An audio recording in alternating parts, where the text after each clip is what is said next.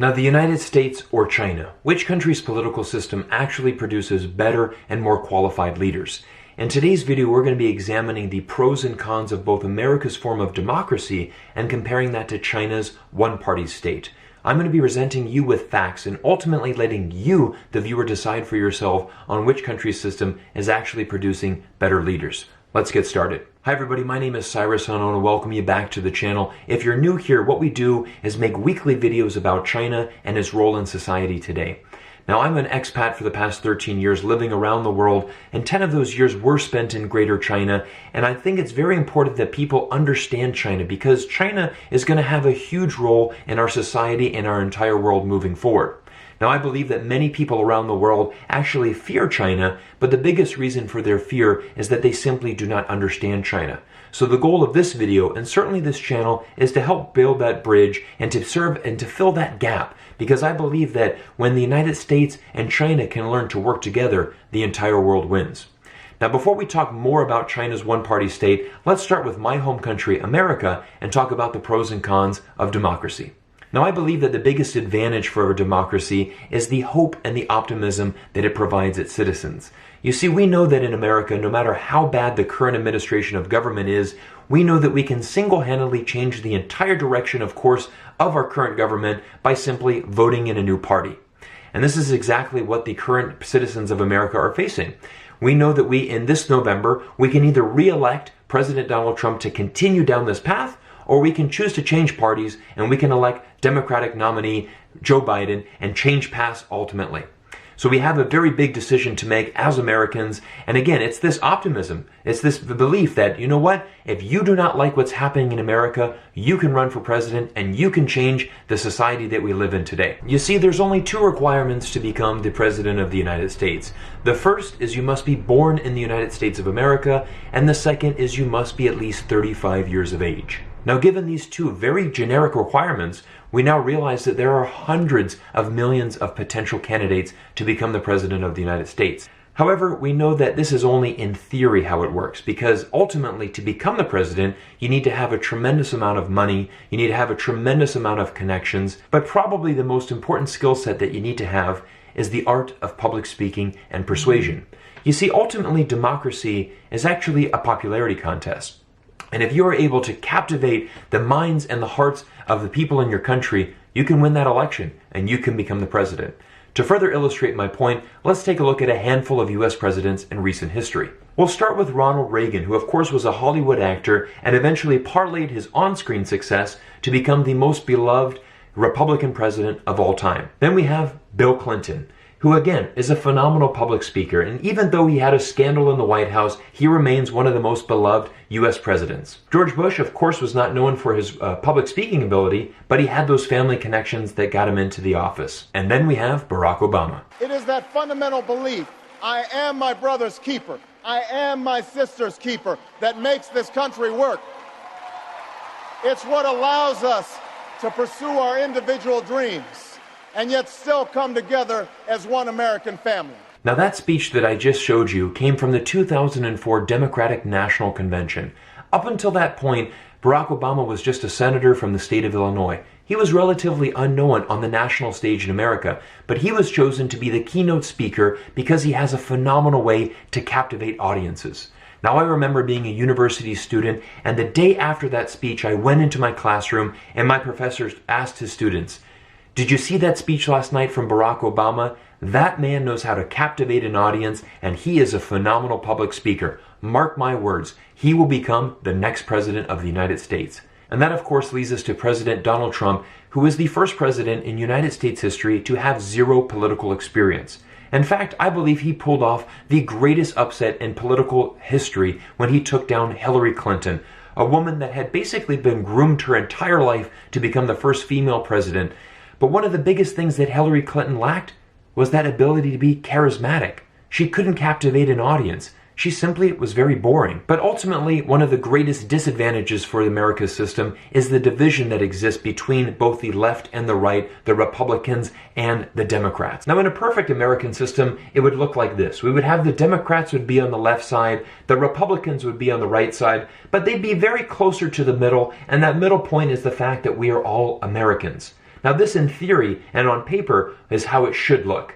But ultimately, America is not like this. America looks more closely like this.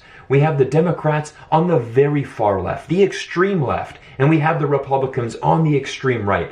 They're so far separated from the middle that they are not looking at each other as Americans, but simply enemies.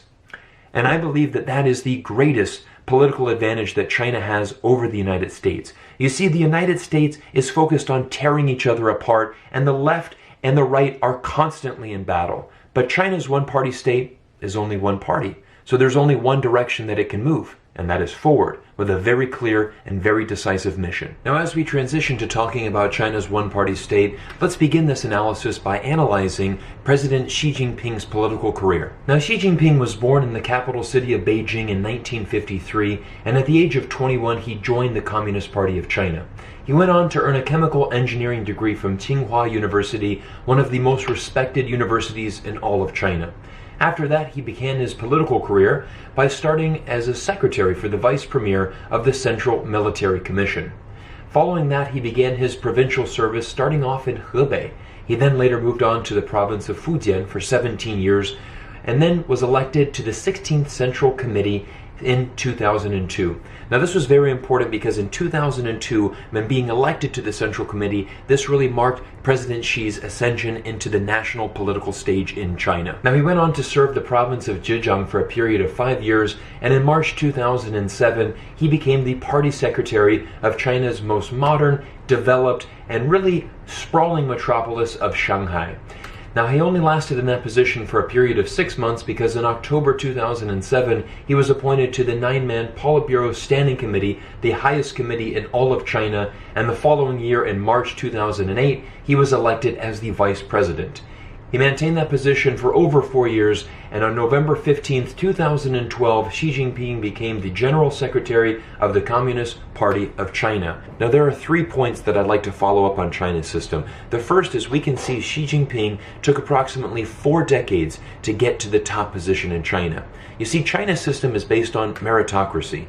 The only way that you can move forward is based on previous results and achievements. It's not so much about being popular, it's about getting the job done. If you have proven yourself to be effective and you have the results to back you up, you can then move up the ranks and you can eventually become the president of China. The other point that's interesting to note is that Xi Jinping is the son of a highly ranked Communist Party official. Now in America, usually when your father is involved in politics, this can help you in your race to become president. We made that a point earlier with George Bush as an example. However, for Xi Jinping, this did not allow him to go any faster than any other president in history. In fact, it still took him nearly 4 decades, and he still had to start at the bottom. The other point that I'd like to make is that there are elections that happen in China, they just happen at the local level. For example, in America, I have the ability to vote for the president, the highest position in the land. Now in China, Chinese citizens do get to vote at the local level. They can participate in local elections. And with these local elected officials, they then move on and they start electing other officials down the line, and it moves on until standing committees vote for the president. So in an indirect way, they are voting for the president, but it starts with local elections. And that is a fundamental difference. Chinese vote at the local level, whereas Americans, we get to vote at every level. Now at this point in the video, I'd like to make a comparison between the United States system and China's system, and for this example, I'm going to use the recent vice president candidate Kamala Harris for this example. Now Kamala Harris, she earlier this year launched a campaign to become president. Unfortunately for her, she garnered less than 2% of the vote and eventually dropped out of the race. Now Kamala is a very accomplished attorney, and she just began her political career as a senator back in 2017. You could say that she does not have a lot of political experience, and that was highlighted by the fact that she garnered less than 2% of that vote when she ran for president. Now, if we were to take Kamala Harris and we were to plug her into China's system, she would not have the credentials to really advance. She would barely qualify for a local regional role in China's political system. However, because of her background and because she ticks all the boxes for Joe Biden, she makes a perfect vice president candidate. And again, she's going to garner votes. And very likely, if Joe Biden wins the presidency this November, he most likely will not be able to go a full 4 years in the term. In fact, many Democrats are saying that Joe Biden, he will eventually just pass the presidency on to his vice president. So very likely we could have Kamala Harris. And again, this is not a shot at her. This is just simply making an observation saying that if you took her experience and plugged that into China's system, she would not qualify to advance. However, in America's system, she very likely could be the first female president within the next 12 to 18 months. Now, China's one-party state is not a perfect system by any means, and just recently, in the past couple of years, the party made a decision to eliminate term limits on presidency. That effectively allows Xi Jinping to rule indefinitely in China, and this is something that I certainly do not approve of, because I believe when you look at other countries around the world, an example comes to me is Germany and Angela Merkel, who has been the Chancellor of Germany for over 15 years. You know, she's been in that position a little bit too long. I believe that she's a little bit stale. I believe that Germany could go in a little bit better direction, and I believe that changing power at the top is actually a healthy thing for a country. Now, many people also like to slam China for human rights. For example, earlier this year when the coronavirus hit the city of Wuhan, you know, many people around the world were very critical of China when they instituted these nationwide policies. For instance, a nationwide shutdown, a nationwide mandate on wearing masks. Many people in the West said, look, this is a draconian measure, and this is eliminating human rights within China. They should have the basic freedoms. Now, the interesting, again, it's a catch-22 because of China's system and because of the fact that they are that one-party state, they can move very fast and the people have to obey. When China locks down, there is not an ability for the citizens to go out and say, well, I have freedom. I want to do what I want to do. But there's also an advantage to that because we see now that life in China has pretty much returned back to normal. Just last week, there was a huge pool party in Wuhan, and everybody that was admitted into the pool party had been tested negative for the coronavirus. Life in China is moving forward because of that one-party state and because of their decision to lock things down. Now, in conclusion to this video, I want people to understand one simple thing. In fact, if you remember this one statement from this video, I'll consider it a success, is the fact that both systems, America's form of democracy and China's one-party state, have both achieved tremendous success in its history. America was the greatest country in the world for almost over 200 years, a powerful country that led the world, and they achieved a tremendous amount by embracing capitalism and having a democracy. I am not anti-democracy, and I do realize that it is a successful form of government.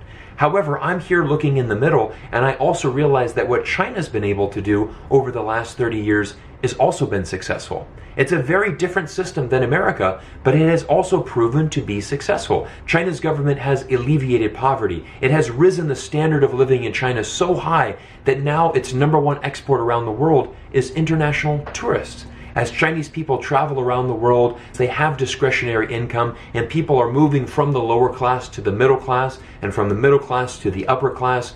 People are advancing their lives in China. And again, within a few short years, China will become the first non-Western country to become the world superpower. And they've done this by doing it their way, through a one-party state.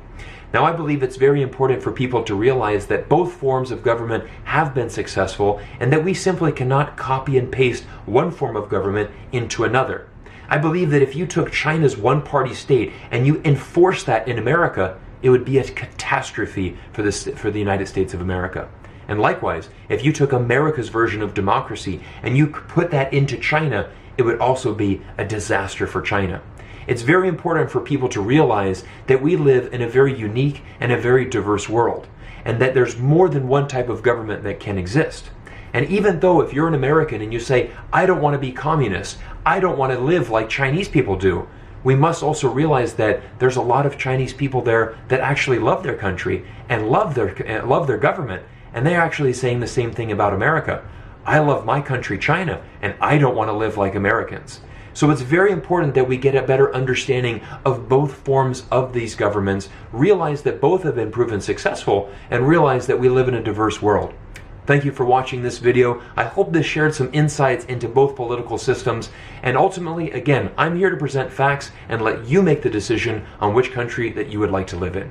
So everybody, I want to thank you for watching this video. If you're new to this channel, again, hit that subscribe button, drop me a comment down below, and we have some very exciting things coming up here. We're going to be doing more live shows on the channel. We're going to be launching a new membership site here. We have a lot of exciting things coming up, so make sure you hit that subscribe button. Also click that bell so you get the notifications when a new video drops, and I can't wait to see you guys in the next video. Thank you.